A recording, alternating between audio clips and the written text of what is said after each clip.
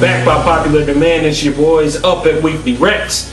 Once again, to recommend some comics for you today. And I am the ultimate one, the only one, the B-Man, alongside with Crimson Chris and Jules True. And we're here to start it all off with Mr. Marvel himself, Jules True. Alright guys, my quick picks are X-Men Issue 1, Brian Wood, welcome back to Marvel. Oliver Copiel, your art's wonderful, I love it. Buy it in singles, it's the first. Jason Aaron just keeps it going with Thanos Rising Issue 3. I loved it. I didn't care for Issue 1 as much as I thought I did, but after rereading it and going to this, love it, buy in the singles. Holy cow, Captain America Issue 7 will just tear jerk you. The last page. Hot damn, buy it in the singles. And my almost full review. Brian Michael Bendis, all new X-Men meets the Uncanny Avengers. So good. Buy it in the singles. Havoc talking to young Scott is like the cutest and saddest thing ever. That is it for Marvel's quick picks, folks. Turning it over to Crimson for DC. Alrighty guys, my quick picks of the week are some pretty decent picks. The first one I have today is Earth 2 issue number 13. It's all red and black. It looks pretty sick. James Robinson really did a good job on this issue. It's really wordy, but I definitely recommend picking up in the singles. It's good. It's not very easy to pick up and get into, so you definitely have to read some of the past issues. The past 3 or 4 issues you definitely need to read to understand what the heck is going on, but the last page of this is totally awesome, totally awesome. Second quick pick of the day, I have Green Lantern issue 21. This is the whole new run of Green Lantern. The art is really good. The story is really easy to get into. It's actually very interesting. Go ahead and pick that up in the singles. I enjoyed it immensely. It's not as good as Jeff Johns' run, of course, but it is worth picking up. And the last quick pick of the week I have, Gail Simone's killing it with the movement. This is something that I've been personally interested in. I'm glad I got to issue 2. Issue 2 is really good. You see the conflict between all the characters inside of this new team that we've been reading about.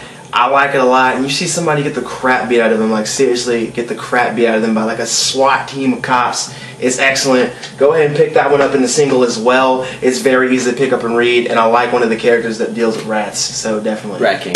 Wow. Or Rat Prince. Rat Prince? Rat King was Teenage Mutant Ninja Turtles, my bad. It's alright. We'll forgive you this time. Well, it's all good. Anyways, you guys gave me your quick picks. Somebody give me a favorite. What you got, Jules? Uh-oh. Ash Turn that Ketchum. head. Ash Ketchum style. Okay. Pokemon Go. My quick pick, we're quick, so I could do this. My favorites. I couldn't pick one. Plural. Favorites. One writer, 2 sets of artists, 1 build to what's going to be Infinity later this year. Ooh. Jonathan Hickman, his Avengers and his New Avengers were incredible. Okay, New Avengers 6 gives you the last pretty much incursion going on with the Earths, and it gives you one in blue. And pretty much we find out the incursions are leading up to something way bigger than these boys trying to think they can just save Earth. And I'm terrified to see where you're going with this. Jonathan Hickman, what are you doing to me in this title?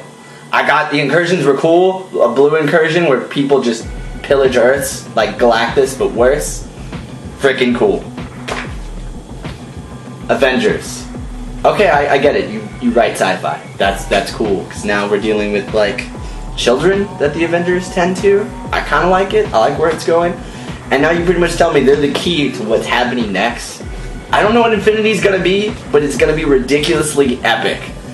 Please buy every issue of these titles, as they're now culminating into something that terrifies me. And could be Infinite Crisis for Marvel, I don't know. But the way he's hinting at it in these 2 issues in particular make me really excited for an event that might change Marvel forever. That is my favorites for the week. Crimson. Alright guys, my favorite, just singular, of the week is going to be Green Lantern issue number 21. I said Lantern right there, totally meant Arrow. So sorry. Jeff Lemire has been writing Green Arrow since about issue 17, and it's been excellent. This is the final part of that first arc that he started, and it ends really nice. The art obviously is going to be good. Andrea Sorrento has been doing Sorrentino, has been doing a really good job with the art. I really like her uses of lights and darks. Darks are really dark, lights are really light, and I really like how she draws Oliver Queen. She makes me care about the character. He doesn't look like a douchebag. He just looks like what Green Arrow would look like without his beard, of course, without his goatee. So young Green Arrow, I really like it. I really enjoy it. His character's written very well. Jeff Lemire gives him life. He's still funny. He's still young. He reminds me of like a year one Batman, but with an attitude that you want to read. He's not just really, grumpy. He's really out there. He's really out there. And he does some dumb stuff. And I really like the characters in this. I like the character situations. Issue 21 is not easy to get into. It is very, very wordy. But in this issue, we figure out the secret to the island.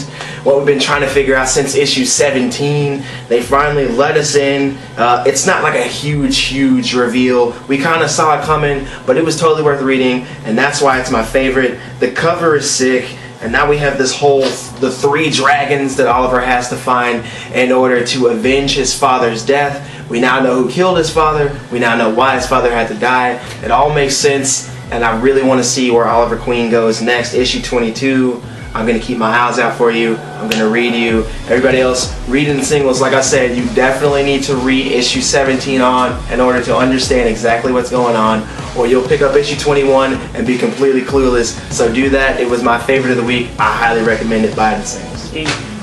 Well, we gave you our favorites and our quick picks. Now we turn it over to the Ultimate One. Yes, awesome. Now it's the Ultimate One's turn to give you guys a recommendation. And it's a recommendation, all right. Meet the Boys. Yes, just the Boys. That's it. It's not a real big graphic title such as Green Arrow or the Avengers or whatnot, but that's all you need to know. The story is pretty deep, and what I mean by deep is like digging your hand down the sink and trying to pass the blender without getting your hands cut off. It's that deep. That's why I have stubby fingers. Yeah.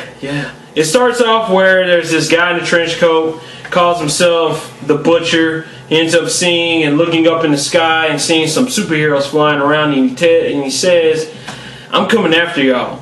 Don't know why he said that, but we later on end up going to this guy named Huey, who is at the carnival with his girlfriend. They're having a good time, they're having fun, and next thing you know, there's some superhero bad guy villain thing going on, and what happens is the bad guy ends up getting thrown into a wall, and what so happened that Huey's girlfriend so happened to be in this exact spot where the bad guy was running into. She ends up getting splat up against a brick wall. So within the next panel, she's like a pancake. She's dead. And Huey's still hanging on to her hands after that. It's crazy. So she is detached from her. She is detached. She got decapitated. It was a fatality.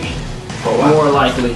And further on in the book, when I kept reading it, I didn't think it was going to be like that. But as I kept reading, I was like, oh my God, that happened.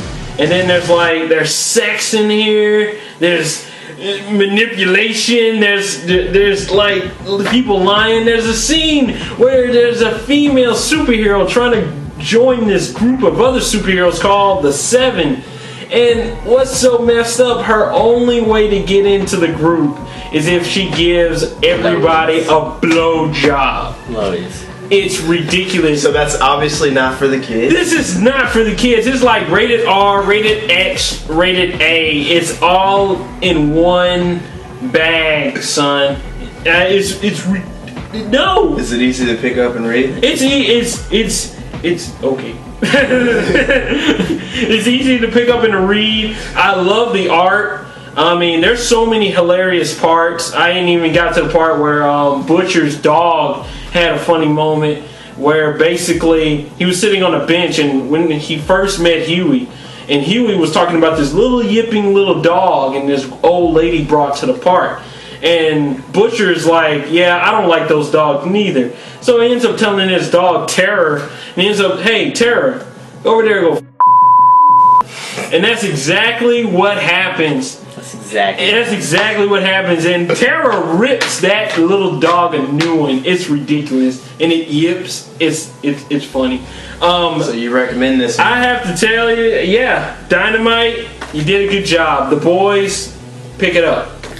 Yeah, you know, Dynamite's just like Alex Ross's like personal label. You know, the one who does all that epic art. I know Alex Ross is, yeah.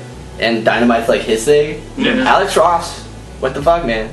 I mean, I like the boys too, but it was like. So then I guess we need to thank Gomer, because he's actually the one who recommended this one. Thank you, Gomer. Thank you, Gomer, once again. We miss you. We do. We just keep missing you. It's like we're sorry. It's like we come in going right, and you end up going left. It's like by day we have these jobs that we're in, and we don't get to do things, and at night when everybody's already home and asleep, and it's like and we're 2 in the morning, we're doing this. Yeah, this is. So it's 1 in the morning. It's 1 in the morning, close, very close. It's exactly 1, isn't it? Mm-hmm. Yeah. So on that note, good night, Elaine. Good night, Elaine. Good night, Elaine. We're gonna go ahead and take this time to thank Gomer once again. Thank you, Gomer. Gomer. Thank you. We're gonna thank Mark from Comic City 2. If it were not for Mark, we would have nothing to read. We would have no comics. There wouldn't be a Weekly Rex. Yeah, why would? Great Yeah, Escape. Great Escape. It's not the same. It's like picking up a Grant Morrison comic book and paying money for it. No. It's exactly what going to the Great Escape's like. It's like No. a Grant You know what? Morrison I comic, can't. buying it. That was good. That was a good one. That was good. Fuck you, Grant Morrison. Because Grant Morrison, man, we could talk about that guy for days, but we're not.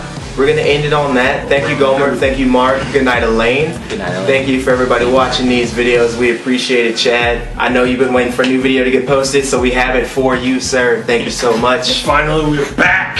We're back. We're back. The beard's going away though. The beard has This to go. was just for the We're Back episode. That's it.